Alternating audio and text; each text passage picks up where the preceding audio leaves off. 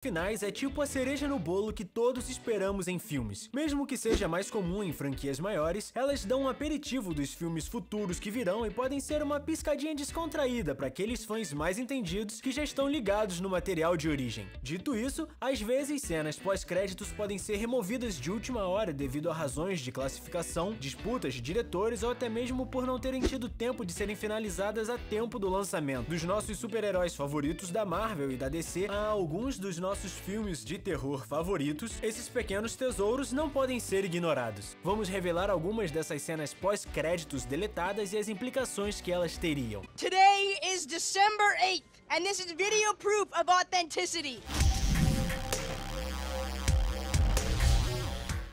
Deadpool tem uma questão com sua classificação não só com as crianças, porque quando mostra algo ele é bem explícito. E é por isso que quando Deadpool em seu segundo filme tem acesso ao dispositivo de viagem no tempo de Cable, ele, é claro, faz o que qualquer um faria em sua posição.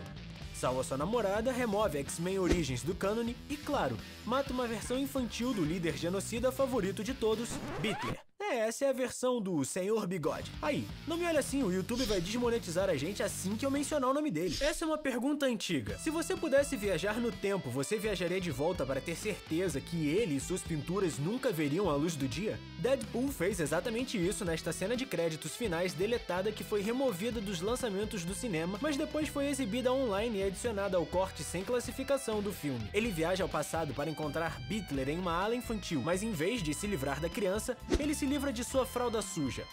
Ele então menciona que mesmo que ele não tenha conseguido matar um bebê, ele faria seu amigo Cable voltar, já que ele ama matar crianças. Não é de se esperar uma história das mais dramáticas de Deadpool. Do outro lado do espectro, teria sido muito estranho se o Coringa da DC tentasse trazer algo de engraçado do deprimente e perturbador drama de 2 horas. Bem, parece que Joaquin Phoenix pensou diferente, como várias fontes relataram. O ator havia sugerido adicionar um trecho de erros de gravações engraçados enquanto os créditos estavam subindo. O trecho mostraria atores errando suas falas, momentos engraçados e potencialmente as 100 variações diferentes das cenas que Phoenix gravou para as câmeras. Podemos dizer que esse trecho seria um pouco chocante depois de assistir Arthur Fleck assassinar o apresentador de TV Murray e começar uma revolução em Gotham. Ainda bem que o diretor Todd Phillips pensava da mesma maneira. Ele disse em uma entrevista a Games Radar que Joaquin disse que seria engraçado colocar erros de gravação ao lado dos nomes, como eles faziam nos velhos tempos. A ideia de uma cena pós-crédito nesse filme parecia estranha e um pouco leve demais pra mim. Beleza, Shazam é um dos melhores filmes que o EDC criou, e quem não concorda que lute. Tinha a combinação perfeita de humor, drama e era divertido pra toda a família. O meu priminho não parava de gritar no cinema quando ele viu os 7 pecados capitais. Com o sucesso de Shazam, não foi difícil prever uma sequência com fãs de quadrinhos no hype para ver o grande inimigo de Shazam fazendo a sua aparição na telona. E é claro que estamos falando do Adão Negro. Com as pessoas comentando muito sobre Dwayne The Rock Johnson interpretando o anti-herói, foi uma surpresa quando a cena do meio dos créditos no lançamento mostrou o vilão de Shazam, Senhor Cérebro, em vez do Adão Negro. Em um painel, o ator de Shazam, Zachary Levi, disse que a intenção é fazer um filme solo para Adão Negro e em seguida ligar os dois em um outro filme. O que faz sentido. Dwayne The Rock Johnson não é o cara que entra para um filme só. Você segura ele o máximo que puder. Mas é claro, a referência que estávamos procurando estava a um passo de distância, como uma cena dos créditos finais deletada mostrada no lançamento do Blu-ray do filme. Nessa cena vimos membros da família Shazam sentados em seus tronos na Rocha da Eternidade, quando um deles aponta para um trono vazio supostamente destinado ao Adão Negro.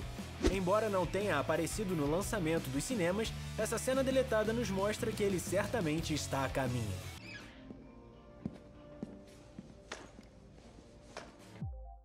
A tentativa da Sony de criar uma franquia maior de filmes do Homem-Aranha foi bastante óbvia com o final de O Espetacular Homem-Aranha 2. Além de vermos 2 vilões icônicos introduzidos no filme, o Duende Verde e Electro, no final do filme vimos que Harry Osborn tem acesso a várias tecnologias e máquinas que qualquer fã de quadrinhos reconheceria.